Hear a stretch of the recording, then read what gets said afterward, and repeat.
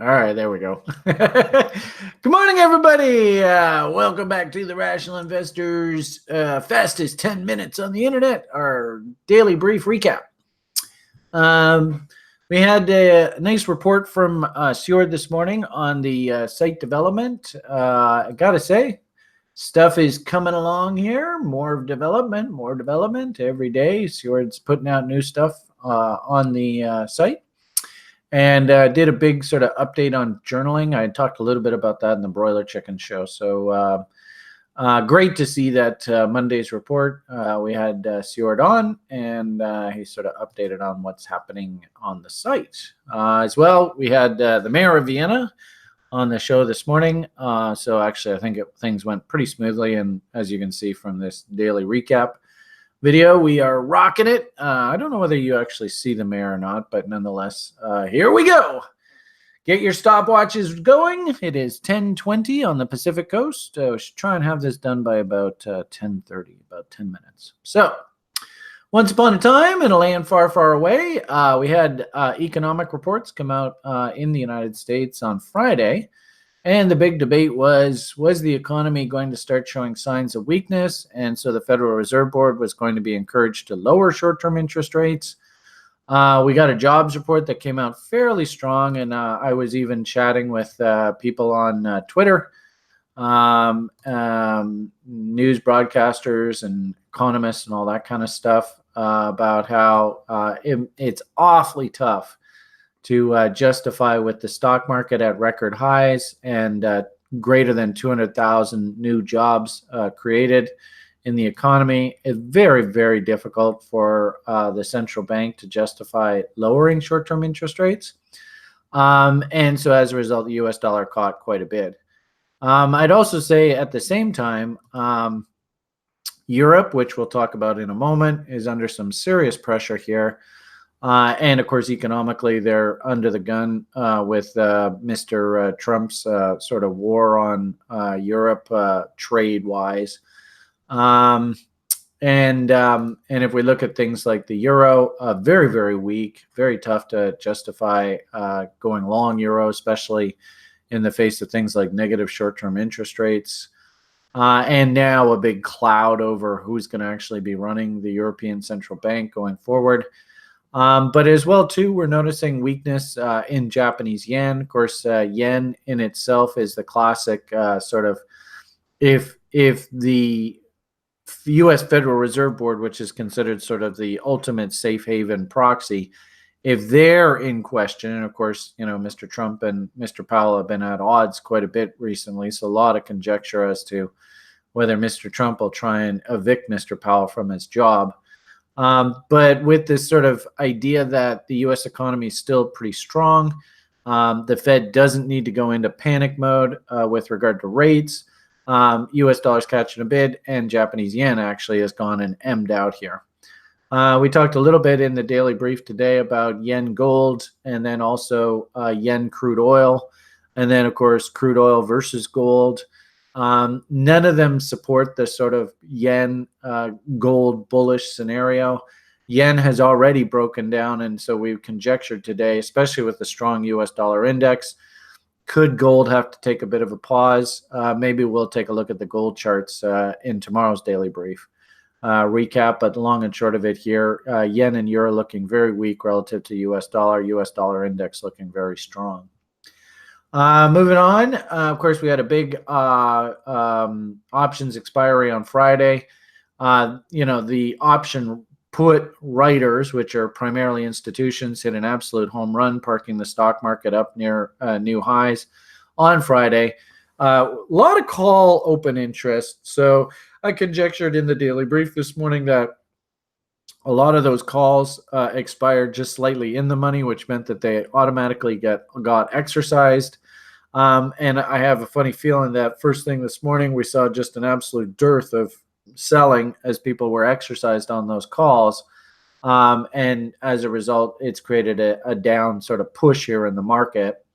I think we can make the argument, of course, monstrous gaps to the upside, actually to the downside here, that have still not been filled in. And you could even make an argument that this cheeky little gap isn't totally filled in down here. But this big one here definitely should be filled in. I suppose you could even make an argument there's a cheeky little gap all the way down here. Is this a function of Wall Street just playing monkey games with the market? We will see. You can tell this is a nice little diamond that's forming here.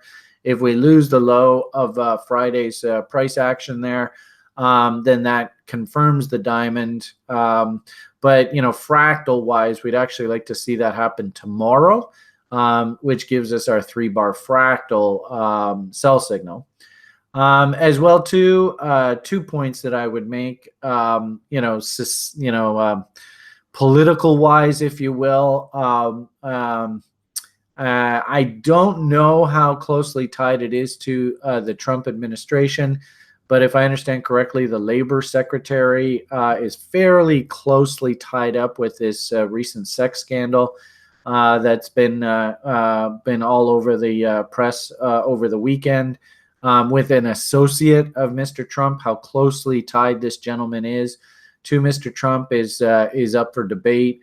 But the long and short of it here is anytime sex scandals are even remotely tied to presidents, the media has just a field day. And could that be contributing to the selling? Potentially.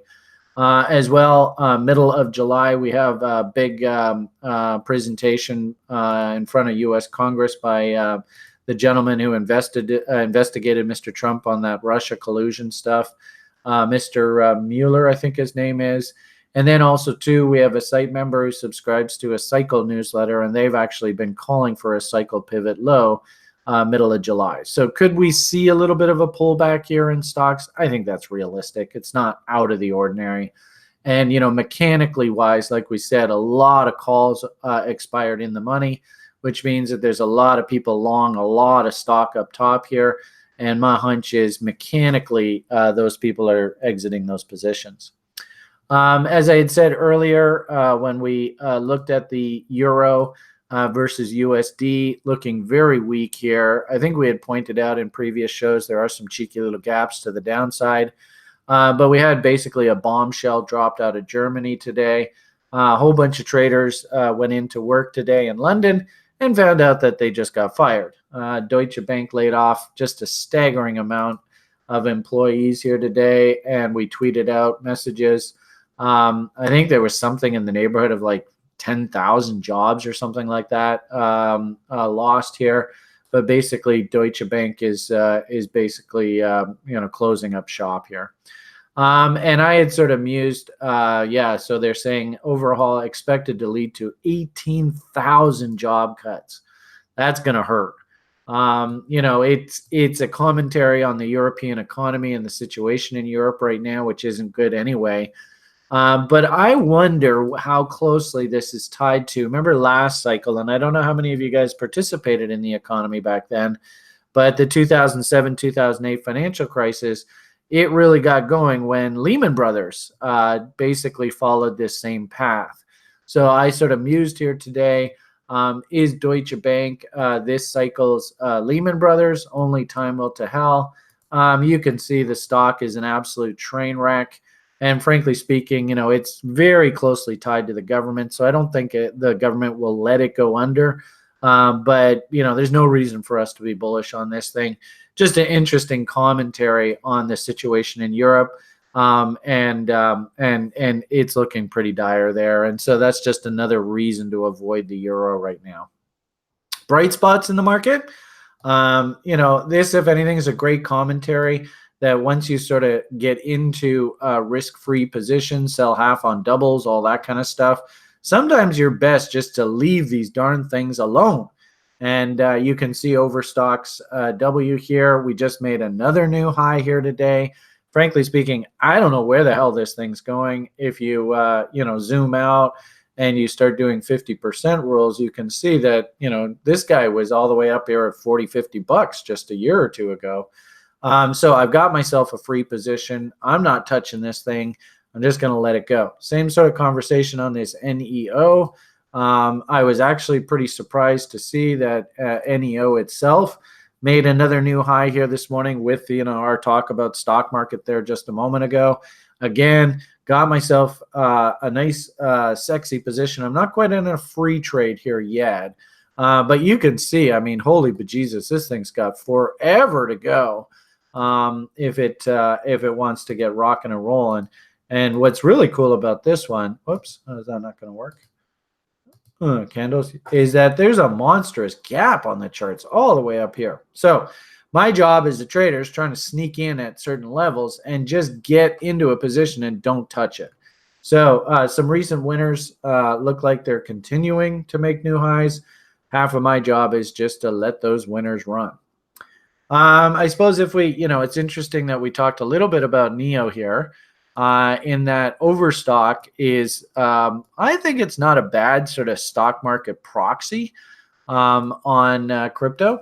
And if Overstock is making new highs here and surging, then that probably means that crypto is probably not going to do too bad either. We talked in the Broiler Chicken show yesterday about potential bullish setups coming in. In fact, I was sort of tweeting out at length about coils developing on things like Bitcoin. You can see the very noticeable coil. We were musing which way was this thing going to break out. If it broke to the upside, then we're probably looking for a test of, say, 13,500 area. And as well, same thing on Ethereum. Nice coil. If it broke out, we're probably looking for a test of 350 area on the upside. And it looks like they have actually broken out. Now, you never know in this game. Certainly nothing's guaranteed. Those people that were hunting bots, we never did get an algo signal on this Bitcoin chart per se, but you can see 1, 2, 3 kilos, nice little fractal if you wanted to get in off this bot.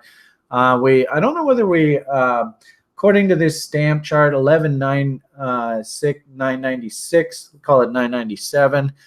We hit a high here of 12,000. So quite literally what that means is if you took the bot, then you should move your stop to scratch here. And basically you're sitting on a pretty comfortable position right now. The Ethereum bot is just trying to get going here. It did give an algo signal. So I feel comfortable with this same sort of prognostication. 1, 2, 3 solid lows, nice trend line breaks. You can see it's just sitting right at the bot level. Our algo signal fired off of this level here. So we'll just let this thing work. Both of them are pointing higher.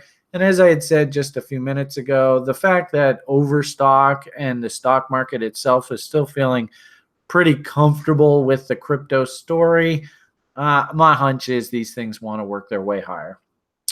Okay, I think that's it for today's summary.